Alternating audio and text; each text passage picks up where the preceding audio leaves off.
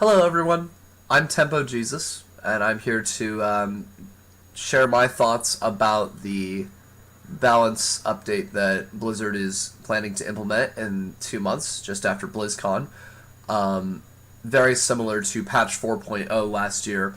Usually Blizzard waits until after all the tournament season is over in the professional scene of StarCraft 2 before they try to do some revamping that they think is necessary for the game, and to give us enough time to really get used to all the new mechanics before the next professional season starts. So, Blizzard announced this revamp recently, and will likely implement all of the following below by next November. Maybe some of it will be revised a little bit. It depends on the feedback that Blizzard gets by the people that are going to be doing test matches in the next 2 months.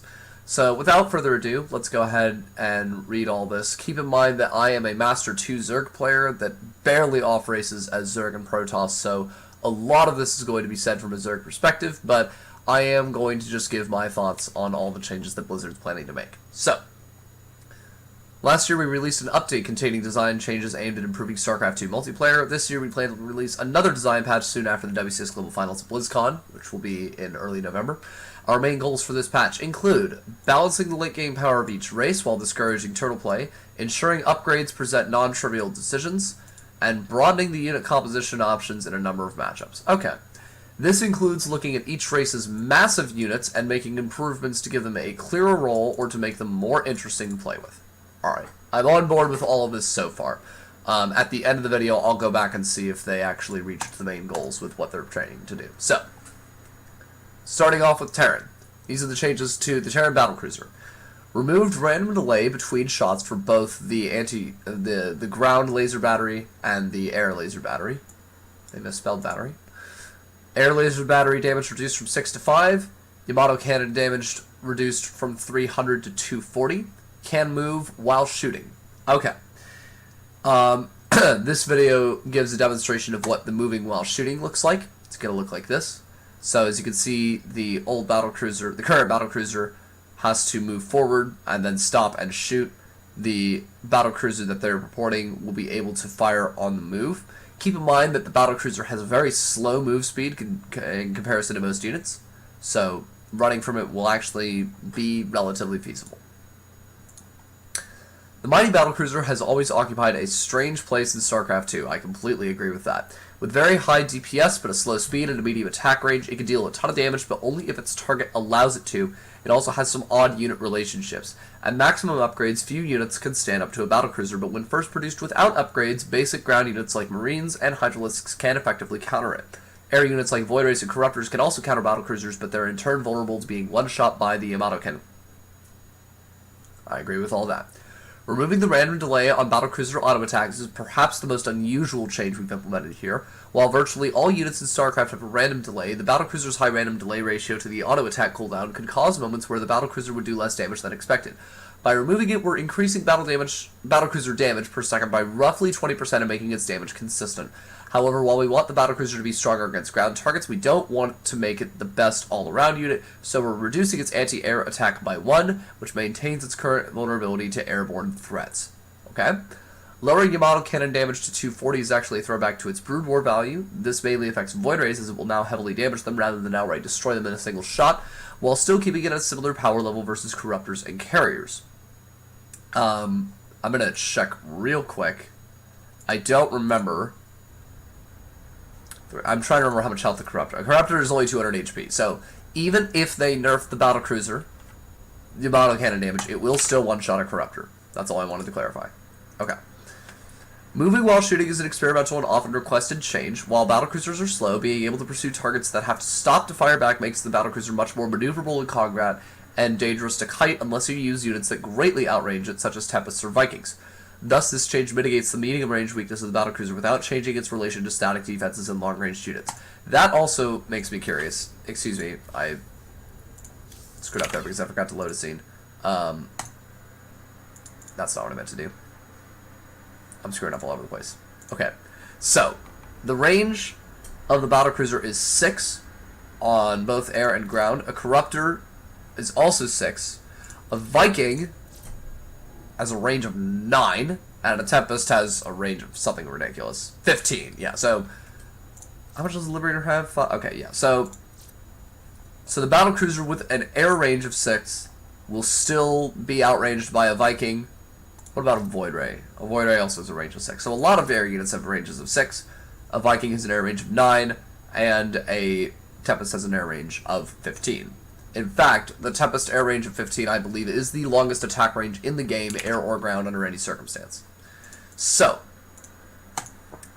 what are my thoughts on the new Battlecruiser?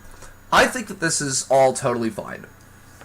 In my experience as a Zerg player, I have very rarely seen Battlecruisers in the ZBT matchup, and to the best of my knowledge from watching a lot of professional matches, the Battlecruiser is a unit that pretty much doesn't get used at all.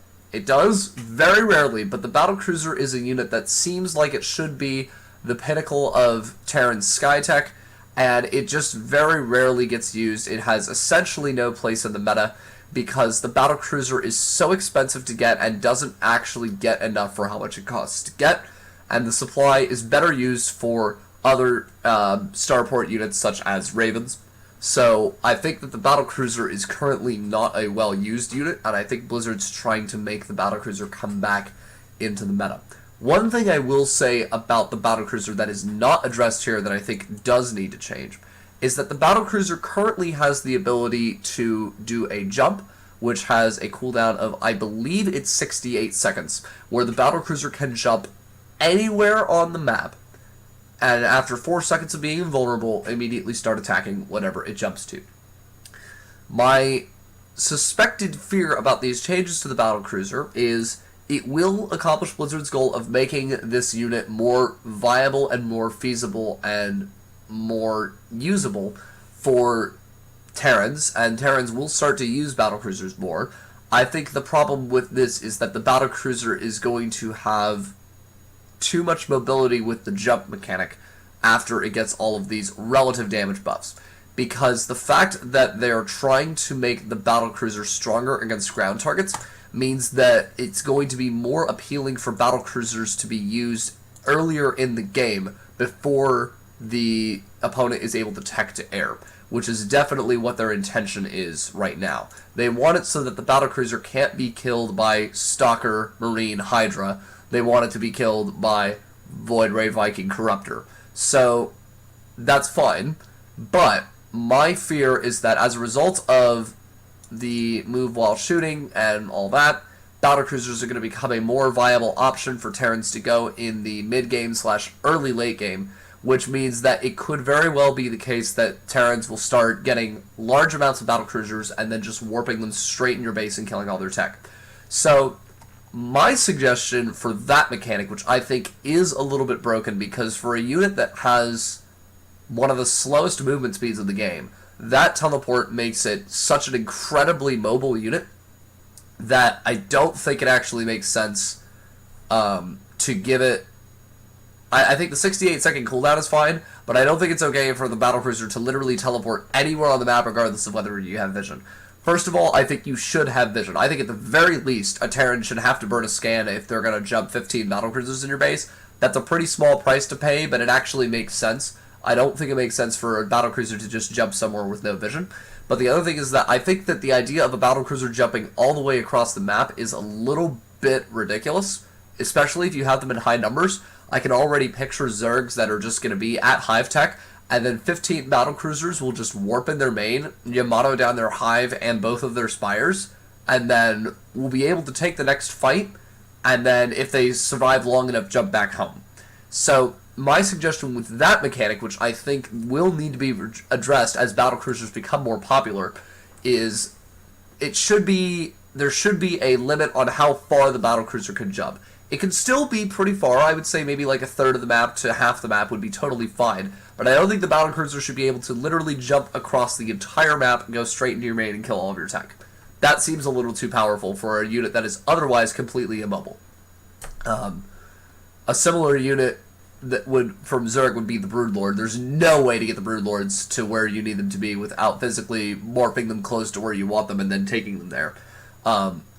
Protoss units can use recall, obviously, but the Battlecruiser, for how powerful it is, should not be that mobile. So that's a change that Blizzard has not talked about that I think needs to be addressed.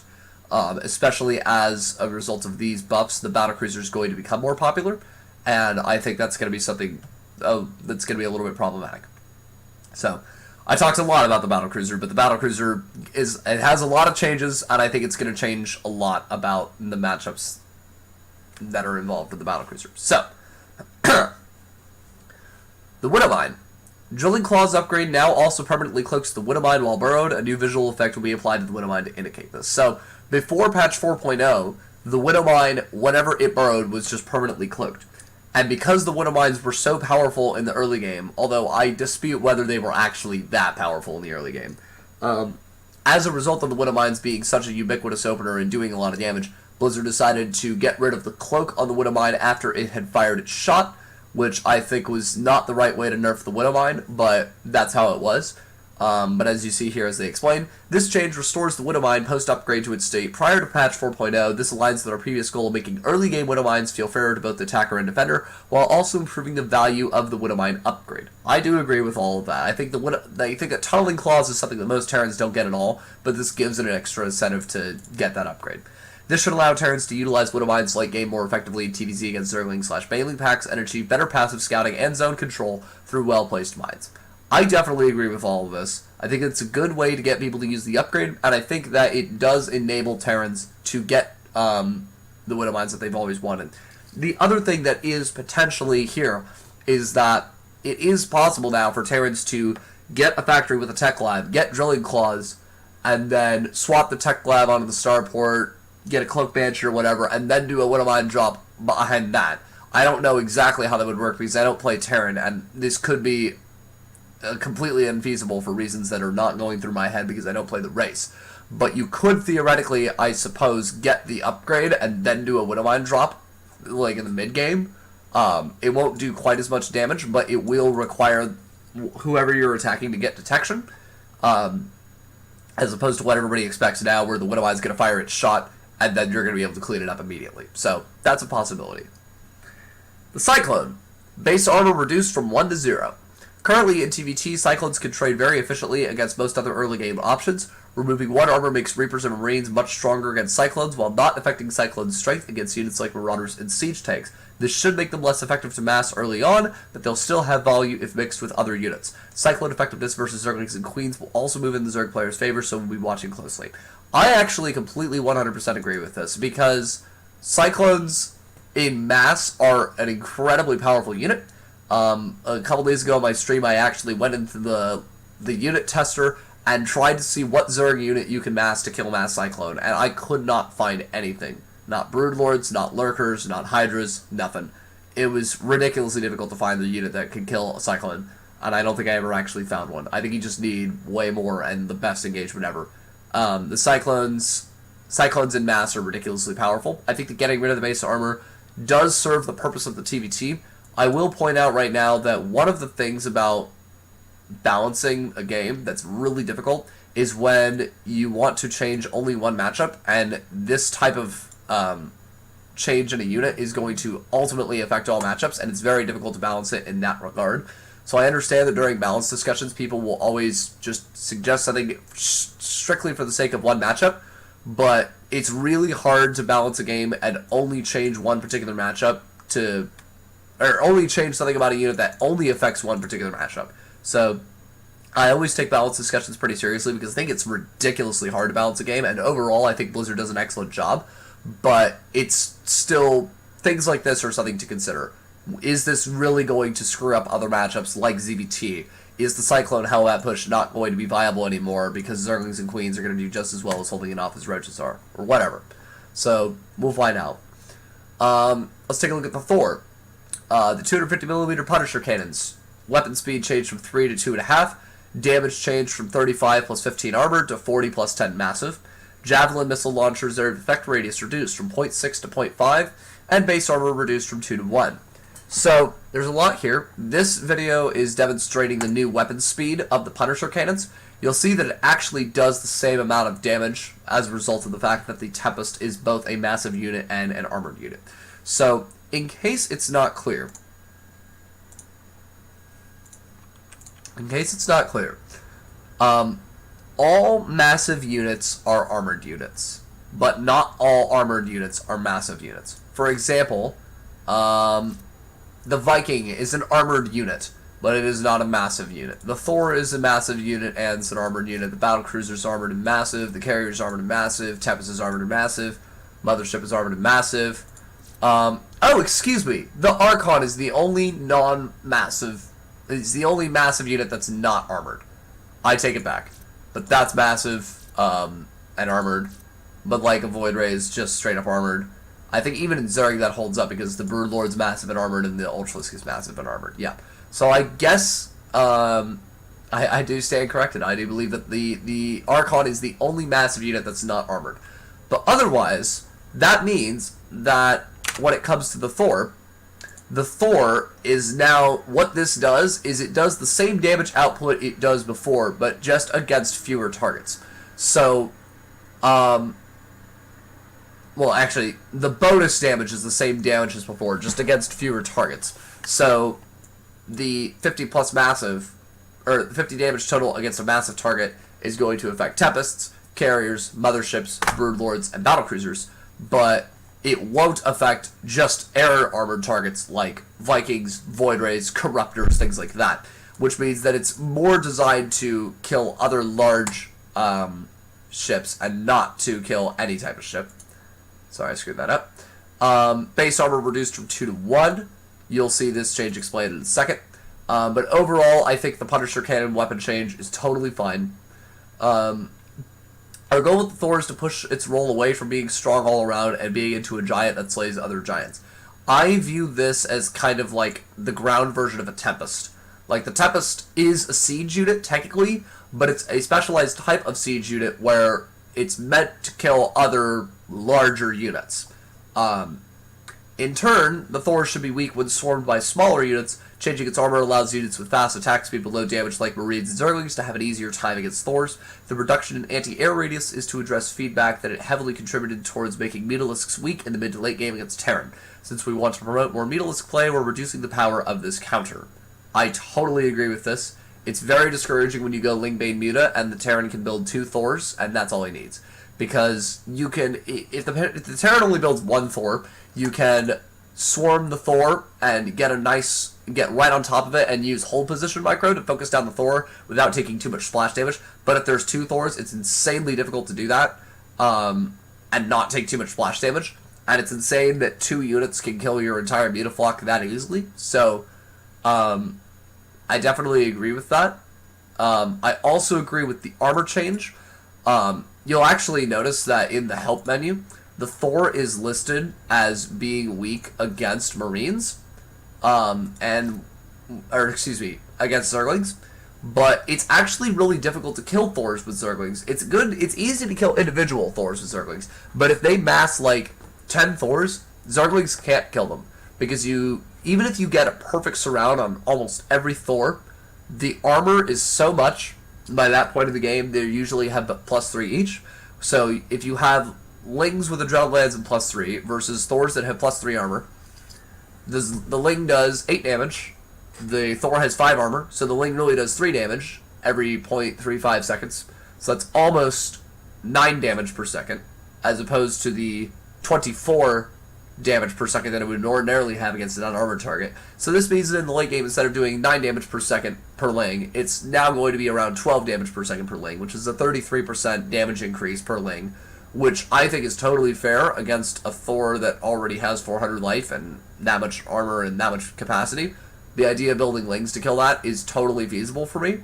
I don't agree with getting rid of armor on the Thor entirely because it's just such a ridiculously powerful unit and it's massive and it takes a while to build and all that. I don't think it makes sense canonically either because look at that thing. That definitely has at least 1 armor. But I do agree that dropping the armor is going to give more incentive for people to use lighter basic units to kill the Thor, which I think is totally fine. Okay. Increasing its attack rate against massive targets makes the Thor very dangerous to units like as the new Tempest. I'm just gonna say like. Increasing its attack rate against massive targets makes the Thor very dangerous to units like the new Tempest and Carrier in straight-up fights. Additionally, Broodlords can be killed much more quickly, so Terrans opting to use multiple Thors pose a greater threat in head-on fights by denying Broodlings from being created. This should make the Thor a strong option when fighting massive air units and reduce overlap with Vikings when it comes to fighting armored air in general. I do agree with this, because I feel like because it used to do bonus damage against armored, it kind of prevented the Terran from ever needing to build Vikings anyways, which means that they could just build pure Thor, and no matter what you built in the air, the Thor could kill it very easily. Not to say that the Punisher cannons can't do any damage to this, it's just going to do quite a bit less, which I think is totally fair. Alright, the Medivac. High-capacity fuel tanks no longer increases the duration of Ignite Afterburners, now it reduces the cooldown of Ignite Afterburners from 14 to 9. Medivac heal will now work on units under the effect of the Phoenix Graviton Beam. This keeps the uptime of Ignite Afterburners the same as before, but now players will have greater control over when they want to trigger it. Additionally, reducing cooldown makes it easier to move between multiple attack locations rather than having a longer duration, which encourages one-way attacks into a base. Overall, this should make the upgrade more attractive to players who value micro-control for their Medivacs. The change to Medivac heal makes it consistent with our change to shield batteries. They'll talk about this in a second, but pretty much, under the effects of the Phoenix, the shield battery and the Medivac were unable to give health or shields back to units, and now they're changing that to be the same. So let's take a look real quick at high-capacity fuel tanks, because I don't remember 50% longer. So how long does it actually... Okay, so 6 seconds. So 50% longer means it goes for 9 seconds now, and it has a 14-second cooldown.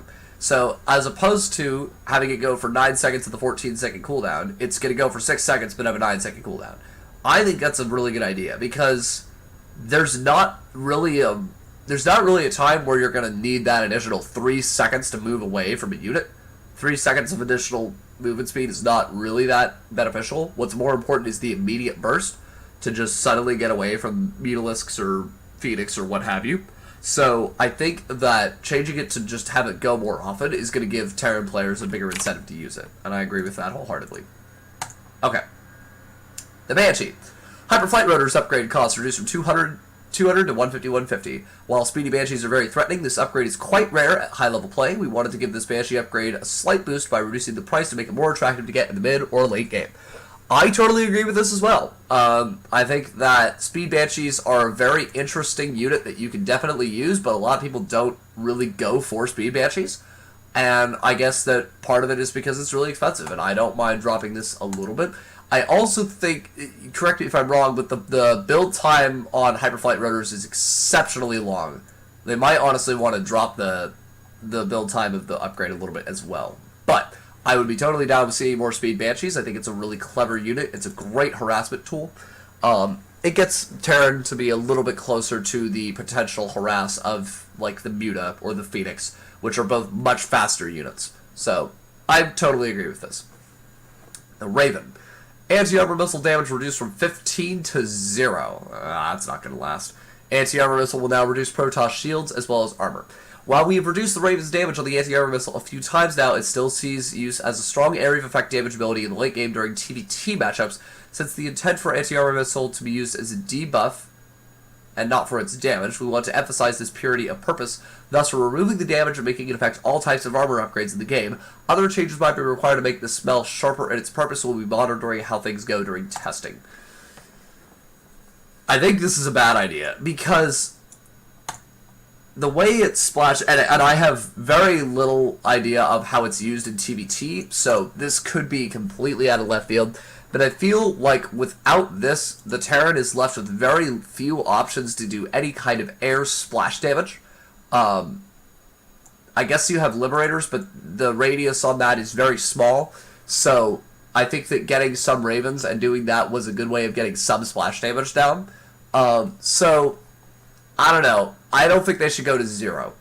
I agree with it affecting Protoss shields, because that's technically an extension of their health, even though they don't have the same armor. That's technically a different story that you have to calculate.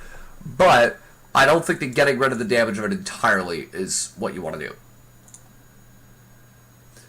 Engineering Bay. And by the way, I was the first person when the well, not the first person, but among the first people. When the anti-armor missile first came out, I was like, this is going to do way too much damage, and people are just going to spam Ravens, and it's ridiculous.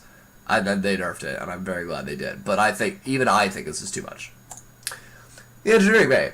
Neo Steel Frame and Structure Armor are being combined into Neo Steel Armor, which combines their upgrades and will cost 150 and take 100 seconds to research, the same as Structure Armor. Neo Steel Frame improvements are often requested by various Neo Steel enthusiasts in the community. This change aims to make it more attractive by combining it with an existing structure upgrade. I get it. Neo Steel Frame is, like, probably the least researched upgrade in the game. Maybe, because who gets Neo Steel Frame? If you guys aren't familiar, Neo Steel Frame is the upgrade that Terrans get from their Engineering Bay that enables them, I think it gives 2 more slots in a bunker and 5 more slots in a command center, something like that. And it just, there's no way to use it. Bunkers are really not used at all, except during bunker rushes and in the early to mid game, or when you're trying to prevent a cheese or something like that. So towards the end of the game, when you've already got all of your Engineering Bay upgrades, there's really no reason to get Neo Steel Frame. You don't really have to lift off that often to save your SCVs, because usually the bases that are under attack are in planetary fortresses, which can't lift anyways, so there's really no reason to get this upgrade, and I think that there is a reason to get Structure Armor, so merging it with that is totally feasible, because in the late game, Structure Armor makes a huge difference for Terran, especially for all matchups. I just say it in my experience with ZBT. So, I'm totally on board with this. That's cool. So that's everything with Terran. Moving on to Zerg. The Zergling and the Hydralisk. Unburrow speed changed from 0.71 to 0.36. Unburrow random delay reduced from 0.36 to 0.08. Increasing Unburrow speed should allow for more tactical and sneaky Zerg plays, for example using Hydralisk to catch warp prisms or Medivacs unaware as they fly towards the mineral line, or using Zerglings to ambush reinforcements as they walk across the map. So, the thing about this, I think that's totally cool, and I think that that does keep more in line with the lore of Zerg units being very sneaky, ambushing units. The problem is that most Zergs don't get Burrow when crap like this is relevant. Most of the time, the Warp Prism or Medivac that they're talking about happens in the mid-game, and most Zergs don't get Burrow until, like, at least the 10 or 12 minute mark, because you don't really have the time to not make a queen or spend that much gas on that upgrade. So I'm really not sure if this is going to change too much. The other thing is that using Hydralisk to catch Warp Prisms or Medivacs, that would be totally cool, but I have never seen this happen and don't expect to. That just seems like way too much three-dimensional chess for any Zerg player to go through. It's easy enough to, well, I wouldn't say it's easy enough, but it's just as easy to just put your Hydralisks there and catch the Warp Prism by not attacking it immediately and waiting until it's far enough in your base to suddenly attack it, and then they don't get the alert in time and their Warp Prism's already dead. So I don't think that this is really going to happen. But that would be cool. And if this does something about that, cool. Hydralisk. Health decreased from 90 to 85. One moment, please. No! I'm kidding. In the past, we've set out to make the Hydralisk more of a core unit. This has been perhaps too successful to the point where it crowds out other strategies. Well, kind of. Lingbane Muta is not used as much anymore. But honestly, the Hydralisk is just a pretty good unit all around. I think Roach Hydra was still a good composition even when the Hydralisk had only 80 HP, so I'm not too sure about that. Not to say that those are the only two builds, but you know what I mean. Or only two builds that aren't Lingbane Hydra, but you know what I mean. Altering the Hydralisk's health reduces their ability to be masked by making them more vulnerable to area of effect damage. Since altering the health of core units is always a big change, we will be watching to make sure Zerg still has the Hydralisk as an option, although perhaps not the best option for every matchup. Yeah, this is going to be really interesting.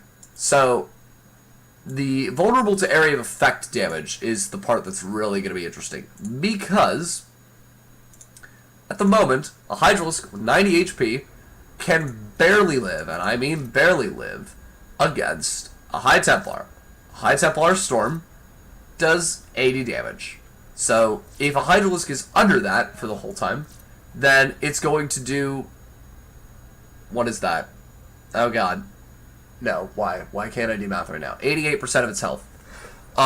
With one storm, assuming that you're under it the whole time. If you're good at splitting your units, or you're good at not standing in storms, then you're fine. But If it's 85, then that's even more of a drastic percentage of its health, and the Hydralisk is barely going to be able to get out of there. And, like, one additional follow-up attack from literally any unit will kill the Hydralisk. So, that's the AoE that I'm most worried about, because I still have trouble against Storm with Roach Hydra, and League-Made Hydra for that matter, most of the time anyways.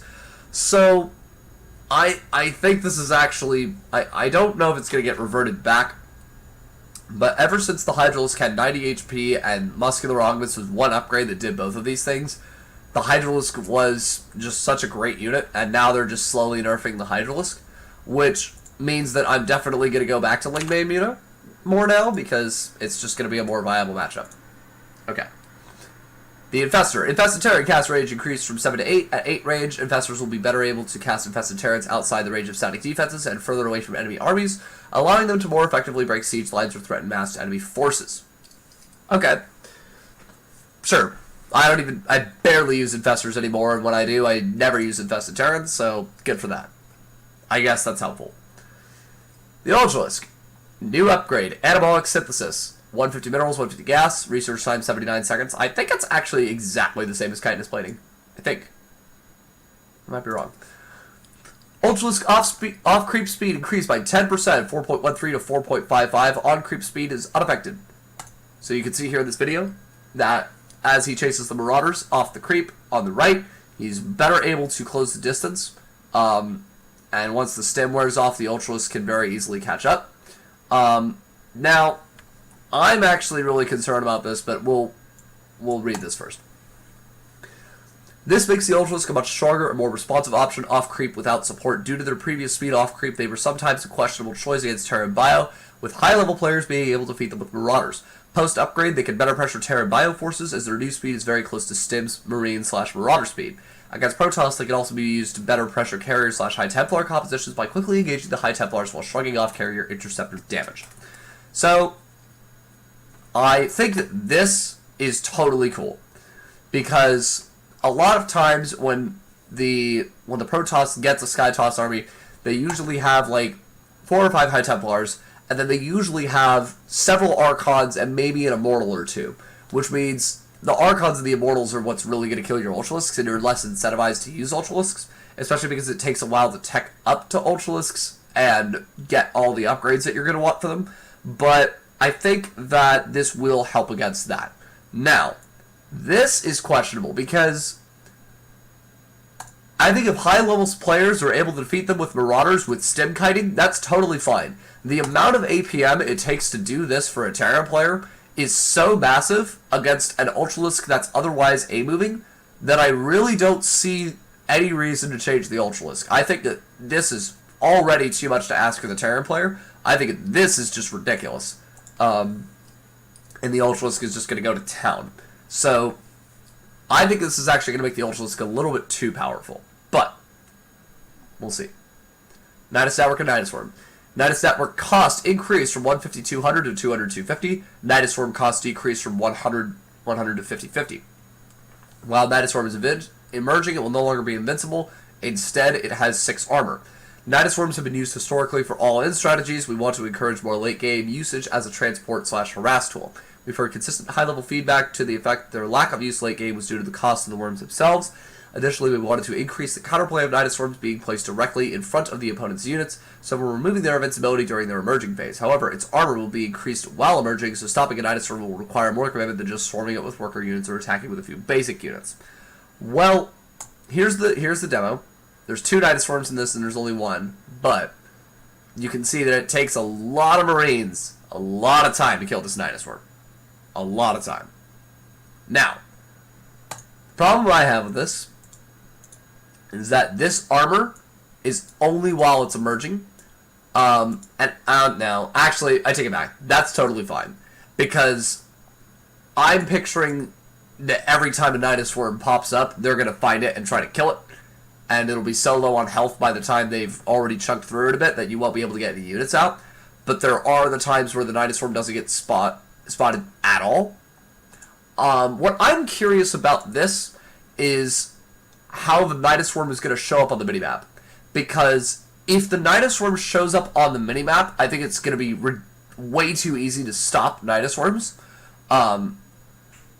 I think what might be useful is if the Nydus Swarm had something similar to the Zerg Changeling, where it showed up as a friendly structure or didn't show up at all. Like, maybe it counts as a cloaked unit or something like that on a minimap. Not on the minimap. It should not be cloaked. But what I mean is that, like, it shouldn't be... Like, if I'm doing a 2-base Nydus all-in, you should not see a red dot on your minimap that just instantly says, by the way, there's the Nydus Swarm. Here comes the attack. Telegraphing it at you now. Like, I don't know how that's going to work with the minimap, but I think that influences a lot. I'm totally on board with all this. The only thing that this is really going to suck is doing a 1-base Nydus Swarm. Because it's already pretty hard on 1-base to save 200 gas to get a Nydus network, which you do need to get a little bit earlier on 1-base because, like, I'm thinking in the ZVP matchup, when you get cannon rushed, it's very easy to transition into a 1-base Roach Ravager Queen Nydus all-in. And when you do that, you usually want to get this absolutely as soon as your lair gets done, because time is of the essence. You really don't have that much time to wait to get a Nydus Swarm. You have to attack them as soon as you possibly can. So getting this up faster means that you can place the initial worm faster because you'll already have mined this gas by the time you get there. But that aside, I think overall it's a good change. The 6 armor, it'll just be interesting to deal with. I have no idea exactly how difficult it is to kill, although that's a pretty good idea. That's going to be pretty difficult. Okay. Burrow and Unburrow. Burrow and Unburrow have been separated into 2 separate keys. Burrowed and unburrowed Zerg unit types will now be on the same tab select, and both will be selected when double-clicking on units. This is a more experimental change. We've gotten requests over the years to separate the Burrow and Unburrow buttons for Zerg to give greater control over units, similar to how the Terran controls the transforming their siege tanks to Liberators. We are looking for feedback on how this feature feels in players' hands, as it requires a bit of getting used to. I am all for this. I can't tell you how many times I have got lurkers in a control group that are already burrowed, make new lurkers, add them to that control group, and then I mean to unburrow my lurkers that are currently burrowed and send them across the map, and instead I accidentally burrow the ones that I just made, and then nothing happens. And nothing moves across the map. And then, like, 10 seconds later I realize, oh, you guys never moved because you accidentally burrowed instead of unburrowed.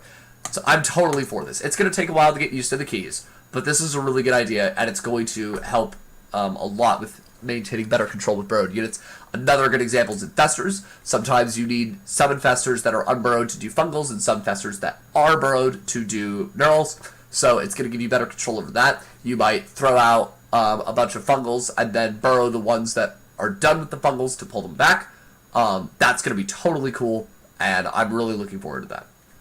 Okay. On to Protoss. The Nexus. The Nexus Mass Recall renamed to Strategic Recall. Mothership Strategic Recall renamed to Mass Recall. So they swapped them, okay? Nexus Strategic Recall cooldown reduced from 130 seconds to 85 seconds. Radius reduced from 6.5 to 2.5. Okay.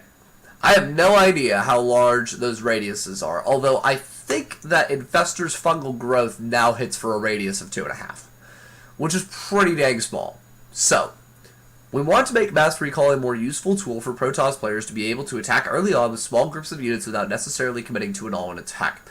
The greatly lowered radius makes it much less attractive for bringing back large armies, thus making positioning more important when moving with a lot of units. Okay, I totally agree with this, because currently in the ZVP matchup, and I would honestly believe in the PvP matchup as well, it's really easy for a Protoss player to commit to a base trade, go across the map, kill your opponent's tech, and then recall home and save the rest of their stuff that hasn't died yet.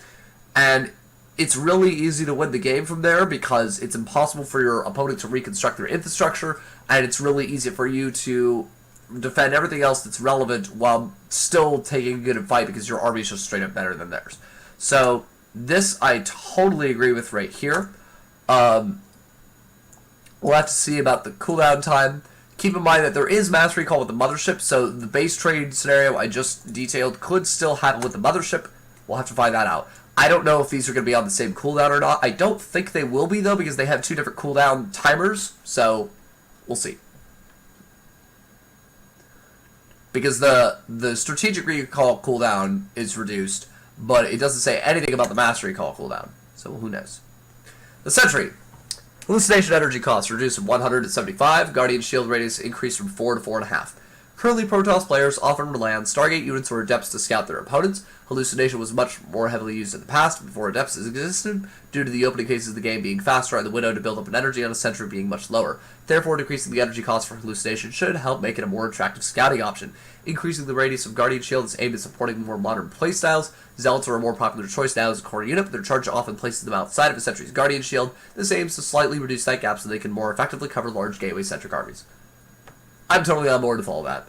I don't play Protoss, but I feel like hallucinations are getting used less and less now, even though they are a very good way to scout, and I think making it a little bit easier makes a little bit of sense.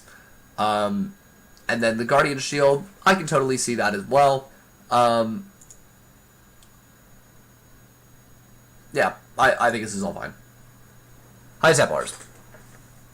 Feedback damage reduced from 1 per point of energy drain to 0.5 per point of energy drain. When the Ghost's type ability was changed to Steady Shot, the Ghost lost the ability to instantly kill a High Templar, but Templars remained very lethal to Ghosts. This change would move this relationship to focus more on energy denial / casting rather than outright lethality. I totally agree with this. Reducing feedback's damage also means that Medivacs will no longer be instantly destroyed, which promotes more multi-pronged play in late-game scenarios. Against Zerg, this makes Viper slightly less fragile, which should allow Zerg a few more chances to try to pull apart a Protoss army's late-game armies. I 100% agree with this. It's very disheartening when you go to attack a Protoss army and you've got 4 Vipers that are all full of energy, and they all instantly die to feedbacks before you get Lightning Clouds down. And to be clear, so the reason this is so important with the Ghost is that the Ghost has twice as much energy as it does health. So theoretically, you can still one-shot the Ghost if the Ghost is absolutely full on energy, but most times the Ghosts will still live.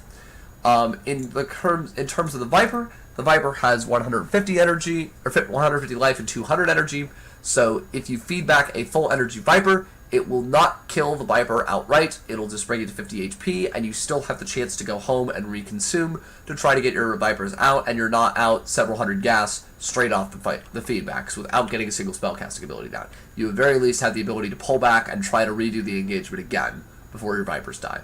Also, you can heal them with your Queens. So, there's a lot there. Now, the Robotics Facility. Cost reduced from 200/100 to 150/100.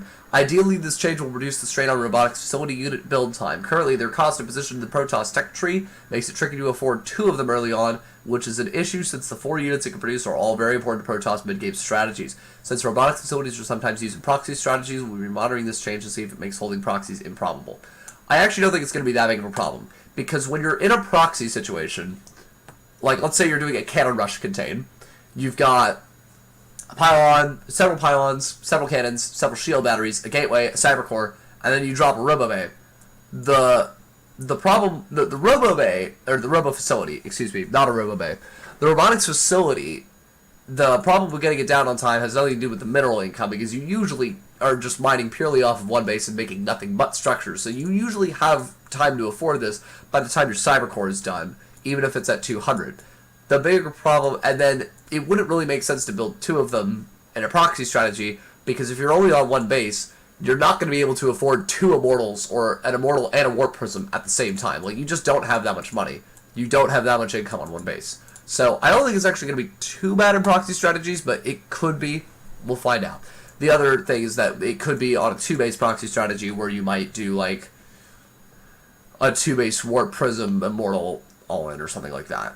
And this saves you 100 minerals on building the first couple robos. So maybe. We'll see. I don't think it's going to make that much of a difference, and I think that getting 2 of them early on is probably fine. The Colossus added turret tracking. Units with turret tracking functionality continue to face their target even when not firing. The Siege Tank and Immortal are 2 examples of units that demonstrate this behavior. With turret tracking, microing a Colossus and Battleship feel more rewarding for players and increases this unit's skill ceiling. I totally agree with this. This makes a lot of sense. It doesn't really... Yeah, this makes sense. The Colossus should not have to turn its head every time it moves, because it has 2 separate axes. In the same way that, you know, a human being can walk with their head turned somewhere else. Mind hacks. The Disruptor. Purification Nova changed back to pre-4.0 state. Purification Nova deploys a ball of energy that will detonate after 2 seconds, dealing 155 damage, and an additional 55 shield damage to all ground units in its radius. Purification Nova no longer detonates on contact with enemy units, and it now sends a threat signal to the opponent on detonation instead of during the launch phase. So, to those of you who are confused what this means, When a Ravager files a corrosive bile, you get a notification that it fired the bile way before it connects with your units. It's when the bile first gets launched, not when the bile connects. So like in ZVZ, if there are 4 Ravagers that are trying to kill an Overlord, they'll launch all their biles and you'll get the notification so that you have a split second to go down there and move your Overlord before it dies to the biles. So this is now not working like that anymore. Instead, it's going to notify you after it hits. So you'll see why they say that in a second. Last year, we made a change to the Disruptor to see if it could work better at chipping away at armies over time. The change created a new way to use Purification Nova, but the new Disruptor was less effective at dealing damage to backline units such as Lurkers, as the abilities would detonate on melee units screening for them. In some ways, the Disruptor became harder to use because the possibility of friendly fire was very high once combat with either Zealots or Zerglings was underway. For these reasons, we are reverting to the older version of the Disruptor. We are also adding one change: that your units are under attack signal will happen after the Purification Nova detonates on units instead of when it's deployed. Before, this signal would cause units to immediately attack the Disruptor, which made it appear that your units were walking towards the undetonated Purification Nova and their own death. This change also brings Purification Nova more in line with other splash effects like Siege Tank attacks and Psionic Storm. Fair enough. So, here's the thing. And by the way, I don't know if this is a typo or not. At the moment, the Disruptor does not deal 155 damage. The Disruptor deals 145 splash. So I don't know if they're planning on buffing it by 10 or keeping it at 145. I assume they're keeping it at 145. Now, here's the thing about the Disruptor. I think that the damage output of the ball is irrelevant. What matters is how fast the ball moves. So, if it does 145 splash damage, that's fine. I don't care if it one-shots a Roach, or a Ravager, or a Hydra. That's fine. Or a Swarm Host. Actually, it doesn't one-shot a Swarm Host. But what matters more is the speed of the ball. And that's what I think is the part of the Disruptor that Blizzard has consistently overlooked. The speed of the ball is ridiculously fast. I have had Ravagers running on creep away from a Disruptor ball and still got hit by a Disruptor ball. Now, granted, people will say, okay, but the Disruptors have to be really far in front of the enemy in order to make that happen. So, you could theoretically snipe the Disruptor down. The problem with that is that if they send 4 Disruptors up, there's no way to kill all 4 of them before the Disruptor balls go off, so you have to run away from that scenario. And if they're that close to you when they shoot their balls out, it's almost impossible to dodge it. And it does that much damage. So, I think that the speed of the Disruptor ball is the bigger problem, not whether or not it detonates upon contact or has to go further in. Personally, I don't care either way. I think it's fine that they want to revert the change. That's totally cool. But I think that the speed of the Disruptor ball is the biggest thing that needs to be addressed, not the amount of damage it does or how it blows up upon contact. Okay. The Tempest. Cost reduced from 300-200 to 250-175. Supply reduced from 6 to 5. Hit points and shields reduced from 300-150 to 150-125. So literally half the hit points. Speed increased from 2.632 to 3.5. And acceleration increased from 1.4875 to 2.8. So, this is a very poor video. All that this shows is that this is the same supply as this is, but it doesn't actually show anything different about the Tempest. It just shows that you can afford more of them. What would be nice is to see the new speed increase. For those of you that don't know, I'll go into this in a second when I talk about the Tempest a little bit more. Let's read this first. So, we want to keep the Tempest identity as a mobile long-range weapons platform, but to give it a number of changes to make it both more interesting to fight against, as well as more desirable in maxed-out army situations. At 450 total health, the previous Tempest had one of the highest health-to-cost ratios of all units. By reducing its overall health, we can emphasize the weakness of the Tempest, overrunning it with numerous smaller units, as well as freeing up design space to make its strength more interesting. Increasing speed without reducing damage or range will allow Tempest players to better position their units. This is designed around the idea that the Tempest is a large warship that trades durability for range and speed. Reduction of cost and supplies aimed at the feedback we've got over the time that in late-game scenarios against Zerg, Tempests are not desirable due to their supply and low effectiveness for cost versus targets other than Broodlords. Against Terrans, Tempests already have a place fighting against Battlecruisers or more commonly Liberators. After these changes, Tempests will match up well against these targets, but we'll have to be extra careful around Vikings and Thors due to their decreased health pool. Now, here's the thing about this. I totally agree with this. I rarely see Tempests in PvZ, both in the games that I play and in professional games. The Tempest is a unit that oddly does not do very well for what it's built to do and for how much money it requires to build it. And let's talk about that for a second. So, the Tempest does a massive amount of damage against massive targets. So it's really great against Broodlords. But you know what else is really great against Broodlords? Void Rays. They do so much damage against armored targets, which the Broodlord technically is.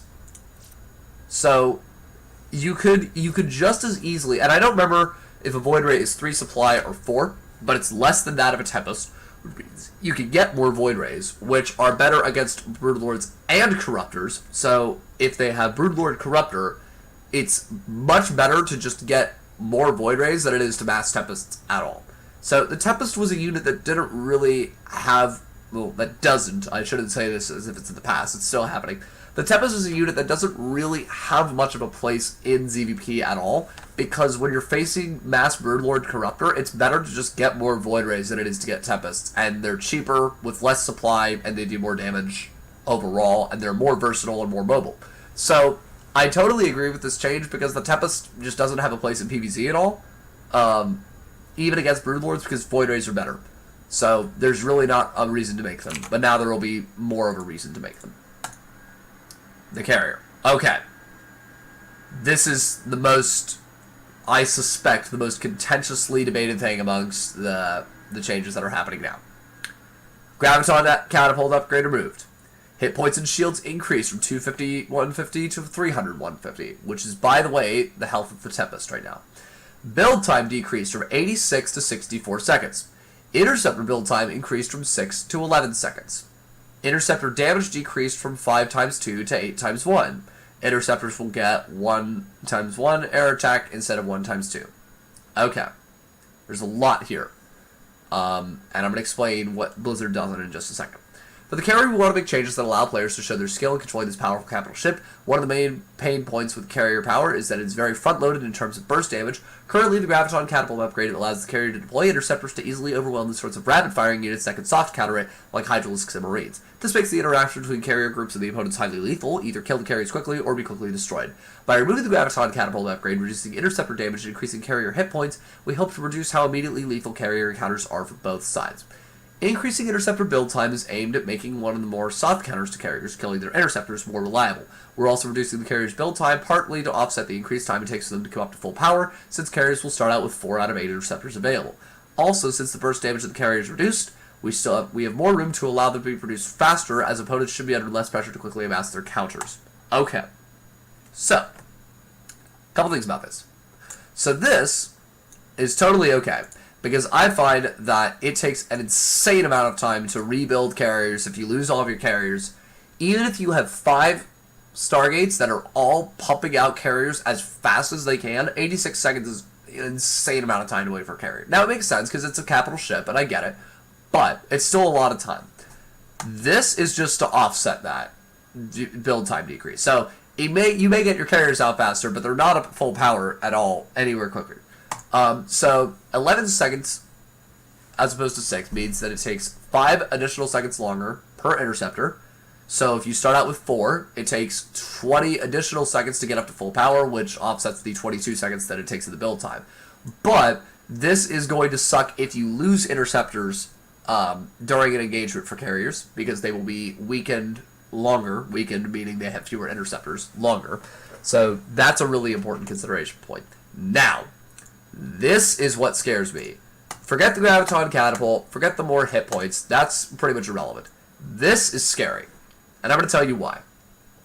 So, the Carrier was literally the only Protoss unit where it made sense to get Carapace against, for Zerg, and I'm speaking again from a Zerg perspective. Protoss units have a tendency, and I'll actually just go ahead and pull it up. Protoss units have a tendency to have a high amount of base damage. This is 8 base damage, this is 13 base damage, this is 45 base damage, this does 25 base damage. An Adept does 10 or 22 versus Light, and Immortal does 20. You know, there's a lot of stuff that just does a lot of damage. A lot of damage. The Carrier is an enigma, because the Carrier does only 5 base damage. It's kind of like a Zergling. it does a lot of really, really tiny attacks, but they move really fast. They attack very quickly. So, the reason this is important is because before, when you were going up against carriers, you would get carapace upgrades.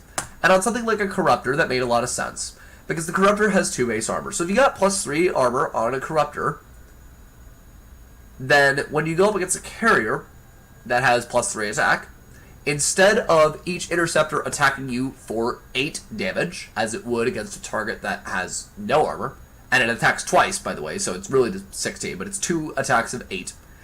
A fully upgraded Corruptor will take only 3 damage per attack. So what that means is 1 carapace upgrade is minus 16 damage per carrier per attack. Because of how interceptors work. Now, the interceptor is now going to be redesigned so that it's 8 base damage, and there's only 1 attack as opposed to 2. So, what this means is instead of the carrier firing out 16 Zerglings, it now fires out 8 Hydralisks. Okay, a Hydralisk is 9 damage, but you get the point. It's fewer attacks that do more damage.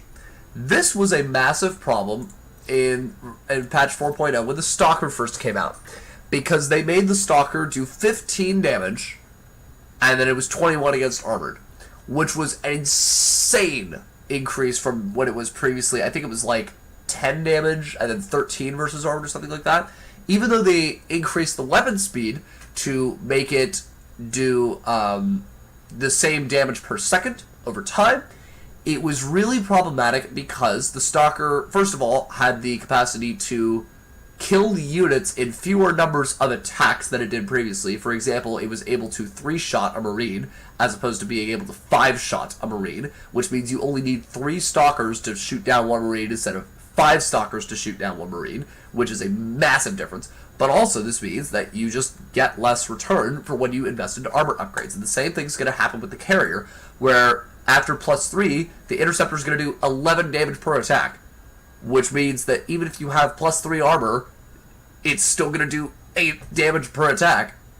Times 8 interceptors is 64 damage per carrier per attack cycle, which is insane.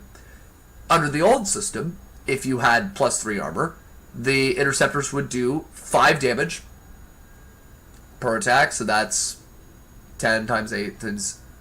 Wait, hang on. No, I'm definitely doing this wrong. Give me a second. That's why.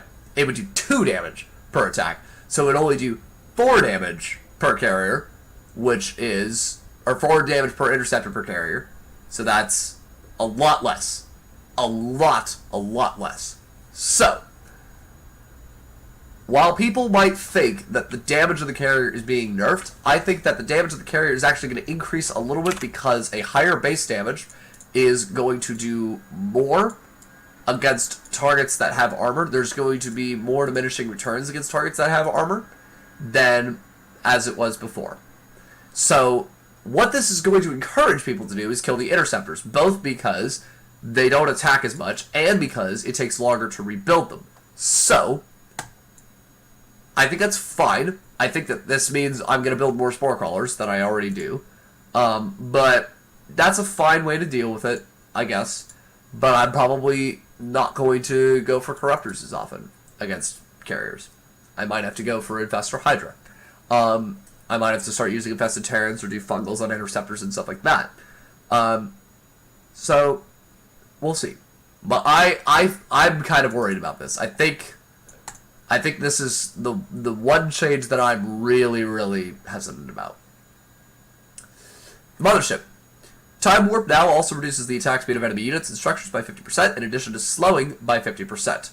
Time Warp has remained unchanged since the removal of the Mothership core. Since the old Time Warp was balanced around being on an early game unit, we wanted to increase the power of this ability to make it better fitting for a high-tech unit. By reducing attack speed, this reinforces the ability's zoning potential. It can also be especially effective against entrenched enemy positions by weakening static defenses without outright killing them.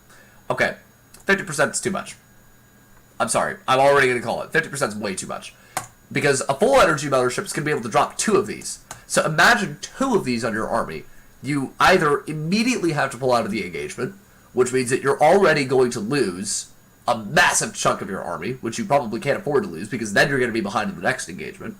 Or, and by the way, as your units are moving away, some of them are going to be in this, so they can't actually get out before they die. Or, you're going to have to take a fight where a very large portion of your army now suddenly has half of its DPS.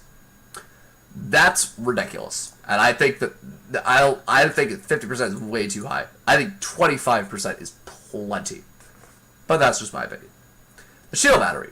Shield battery restore will now work on units under the effect of the Phoenix Graviton beam. This will allow shield batteries to be more effective against low numbers of Phoenix harass.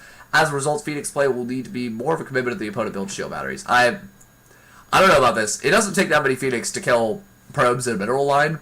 Even with the shield battery, I don't think it's going to change that much. But I guess that's a good thing to address. I don't know. Although, you know, oh, I just thought of something. You know what this could be really cool against? In PvP, if you lift your own units next to a Graviton beam, like imagine you're getting attacked by a bunch of Zealots, and you want to keep your Immortal alive that's getting surrounded by a bunch of Zealots, you could lift your own Immortal, and then have your own shield battery heal him without him getting damaged. That actually might be kind of clever. I want to see that happen, because that would be awesome. The Assimilator. Health and shields reduced from 450 to 450 to 300 300. Lowering the overall life of the Assimilator brings it more in line with refineries and extractors. I never really noticed that. I mean, that does matter. Oh, I can't see. Never mind. I thought I was going to be able to see how much health an Assimilator had. Or how much health an extractor or a refinery had. But Gateway.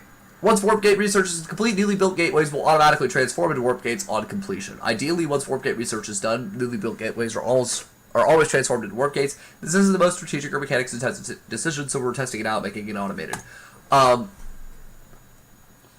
My question is, first of all, are the already built gateways going to immediately transform into warp gate once the research is done? Or, like, is that going to screw up if it's currently building a unit from a gateway or anything like that? And then, when you build a gateway after warp gate is done, are you actually building a warp gate? Like, is the graphic going to change where you physically build a warp gate instead of a gateway? I don't know. General, new countdown timer added to the start of the matches playing in the testing matchmaking queue.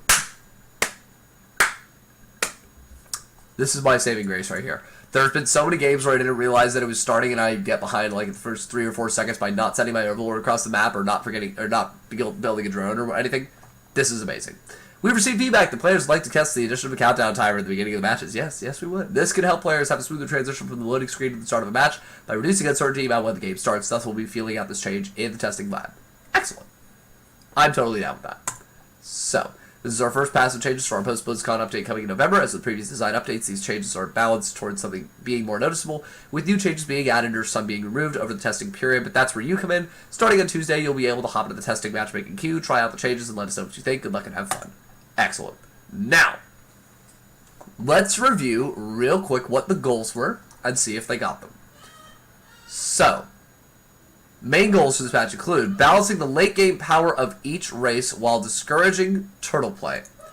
I don't know about discouraging turtle play. I'm not sure what in here kind of discouraged turtle play, or how they would prevent that, but balancing late game power sounds about right because they redesigned things like the Tempest, and they redesigned things like the Raven, or things like that. So, ensuring upgrades present non-trivial decisions. I mean, I guess they redid Burrow, an Ultralisk movement, and a couple Terran upgrades. I'm not sure about non-trivial decisions, but okay. Broadening the unit composition options.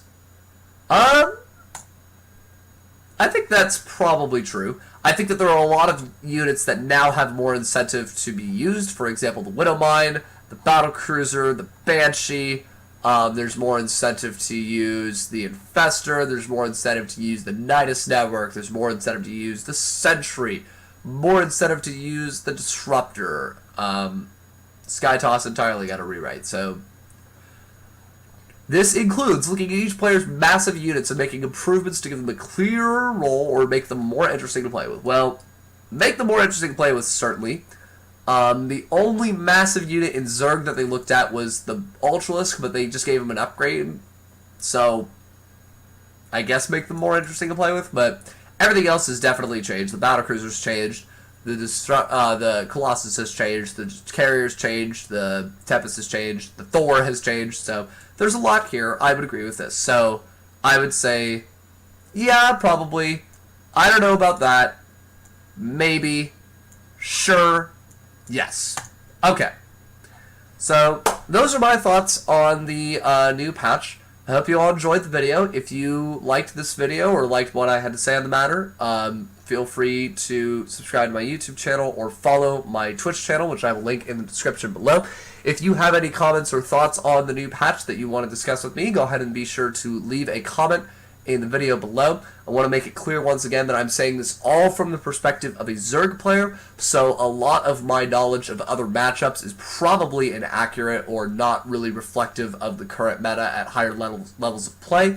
It also means that I don't really understand some of the application of units in matchups that aren't my own. So if I made a comment on a unit that doesn't make any sense in another matchup, please let me know, because I'd love to learn more about other matchups and have a better understanding of the game.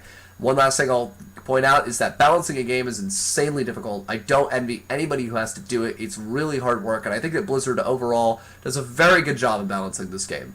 And I'm really happy to play it, and I'm glad that they continually look to see if there's things that they can improve to do better. Some of their ideas I agree with, some of them I don't know. Some of them I don't know, and some of them I don't. So feel free to let me know which ones you do or do not in the comments below, and I will see you guys in the next video. Take care, my friends.